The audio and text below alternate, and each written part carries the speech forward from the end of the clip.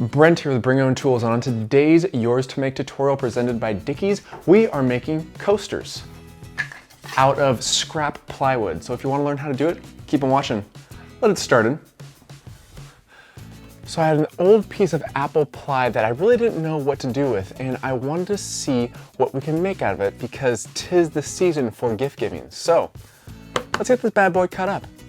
There are plenty of different types of plywood that you can use for this project, but this plywood is apple ply. It's extremely thick, dense, and very straight, which is exactly what we want for this application. I first go about cutting a smaller, manageable chunk to bring to my table saw because this stuff is so dense it's actually quite heavy. Obviously due to the fact that it's 1 inch thick, as well as the fact that we have 18 layers in this one piece of plywood. Pretty impressive. That large blue thing, if you don't know already, is actually a featherboard, and it basically acts as a third hand because it provides pressure against the fence of the table saw. It reduces wobble when I'm pushing the wood through the table saw and allows me to focus more on the cutting, which is always important. Each piece of wood that I'm cutting is approximately a 1/2 inch thick, and I did have quite a bit of chip out, so before I cut these even further, I want to make sure I sand those off with my oscillating spindle sander. If you don't have one of these, go ahead and use just your standard sander, which is just fine, just might take a little bit longer. Once I have all the edges sanded down, I then proceed to moving over to our chop saw.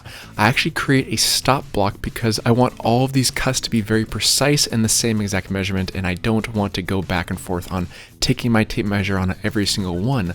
This makes it a lot easier and a lot quicker to make numerous cuts at the same exact size.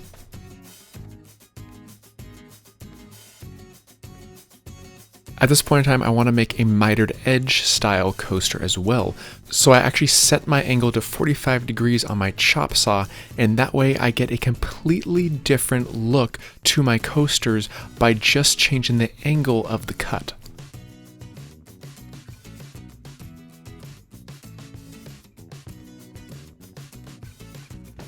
Now, we could make numerous different things with this type of material, but I think especially for gift giving, it's a perfect product to make coasters out of.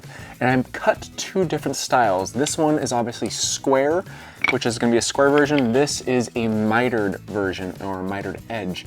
So it's going to have a bit of a unique feel and look to each type of coaster. But first things first, we got to start gluing. So let's get to gluing. I took a bit of plastic wrap that's actually meant to protect carpet in a construction area, place that on a board of melamine, and that's my basis to work off of. Now, these large blue things are actually from Rockler, and they're positioning squares mainly used for setting cabinetry corners because it provides a perfect 90-degree edge, or in this case, our 245 degrees. I set them in place with a couple screws on top and then proceed to gluing. Plenty of glue on this project. There are obviously copious amounts of glues to choose from, but on this project I'm using Titebond 2, which is normally my go-to for any type of woodworking glue up. I'm obviously doing the mitered edges version first, and I basically dunk one end and one side in the glue and then press both of them together. Then basically do the same exact thing over and over again. If you're using a lot of glue, you really only need to apply it to one side at a time, and you don't have to apply it to both sides, so just keep that in mind as you're proceeding to gluing all of these pieces together. Now, the only difficult thing about the glue up is to make sure you have as minimal of a gap between each board as humanly possible.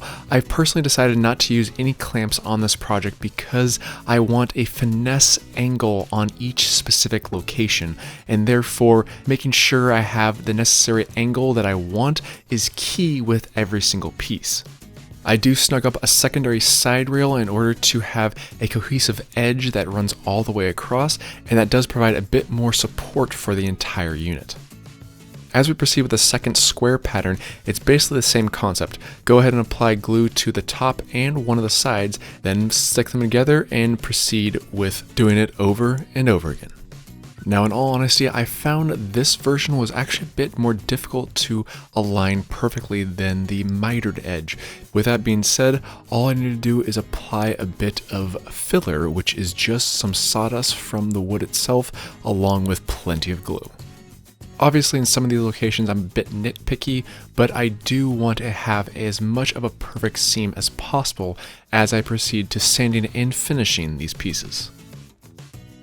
I let these units dry for approximately 24 hours and then release them from the form.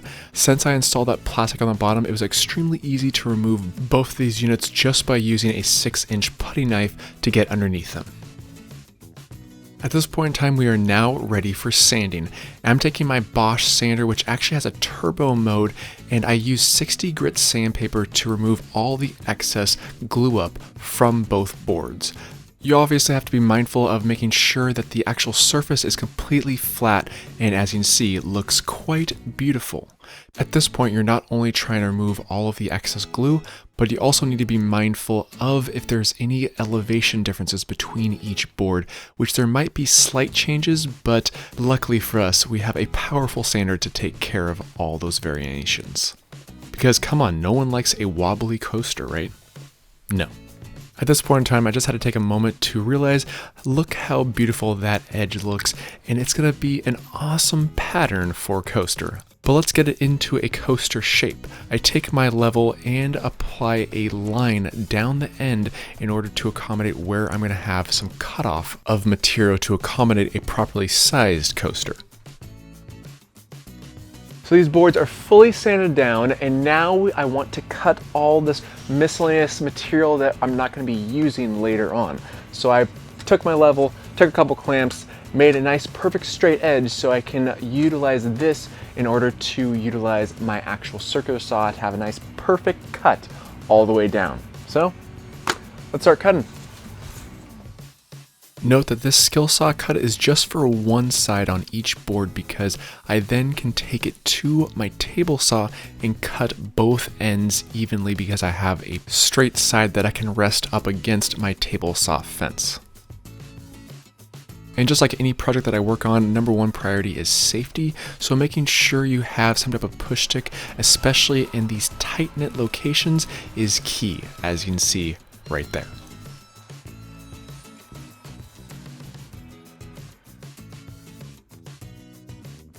We have our sides cleaned up, and now I'm going to cut each coaster to the appropriate size. Just make sure they are actually square if you want them square. I use my chop saw and my stop block for this to ensure that I have the same exact length and size that I want on each specific coaster. I also wanted to provide two different sizes of coasters, which is why the mitered size actually is a 4x4 and the square block coaster is actually a 5x5. Let me know in the comments which size you like more. At this point in time, we have all of our coasters fully cut up, and I must say I'm loving all three of these styles. Yes, we have the mitered style, we have the square style. I even used the mitered style, but I actually cut them in half to make them kind of a cool, unique shape. So very unique pieces, but I actually wanted to put a little more character into these, which is why I have my router table, which I'm going to be routing all these edges with a roundover bit just to have a nice crisp edge on one side. So let's get to it.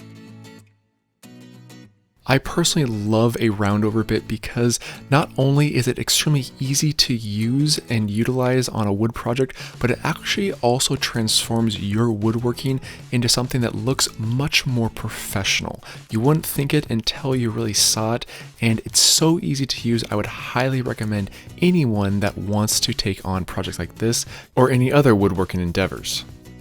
The white table that you see here is also quite important for this project because of the fact we're working with such small pieces of wood.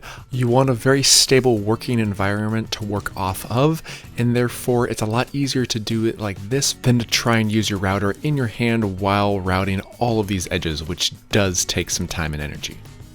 Now, because we have a lot of small pieces of wood, I wanted to have a secure sander. And that's why I used a tie down strap to actually tie down my sander to a working surface and then hand sand each piece individually. This makes it actually a lot easier to control all the edges, especially for all of our finishing sanding that we're going to be doing here. I'm using 200 grit sandpaper to not only get the top and bottom, but all of the edges perfectly smooth. And as you can see here, because of the rounded over edges, you're easily able to maneuver the coasters evenly and consistently on all four corners, so you have a perfectly smooth coaster. And something about a perfectly smooth surface on wood is always satisfying in my personal opinion. Now that we have all of our coasters sitting down perfectly, I want to give it a little BYOT love. And with that, I'm going to use this brand from Gearhart Industries, which is now close to 300 degrees. Yeah, pretty hot. We're going to do that before we finish, just to give it a little bit of extra character. Let's do it. This is a custom brand that I had made up, and the best thing about this brand is that all you have to do is plug it in. You don't have to use a blowtorch to try and heat it up to a perfect temperature and then continuously add more heat when you're doing more and more of these coasters. It's the perfect temperature throughout the entire process, which is always valuable. Now, as for finishing these coasters, we are using walrus oil furniture finish, and no, there were no walruses hurt during the making of this finish. It's actually all 100% plant-based, and it's a perfect finish for this type of application. And one of the best parts about this finish is the easeability of use. All I did was take an empty container, pour in some of the solution, and then basically hand dipped every single one into that solution, submerged it for a couple seconds, removed it, and actually let them set overnight.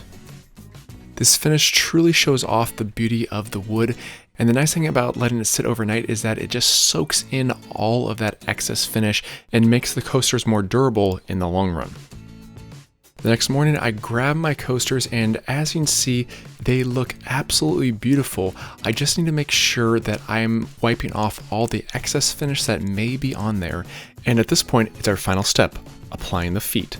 That is the plastic or padded feet for these coasters. Now there's two different styles that I apply to these coasters depending on what you like, because the plastic ones have a very nice firm grip, and once you put a drink on them, they're not going anywhere. But the felt pads are really nice because they're smooth and they can glide across the table without damaging it very easily, which you'll see soon enough. But guess what? After I have these installed, we are done.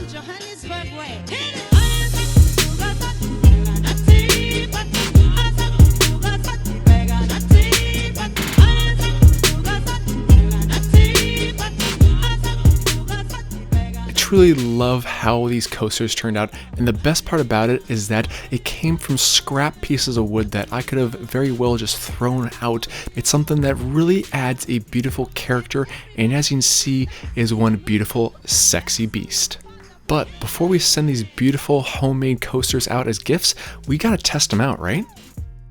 I mean, I am feeling a little parched after talking so much today, and there was a lot of dust created with these coasters. But wait, did I forget something? No! Sorry, I just had to. Close one.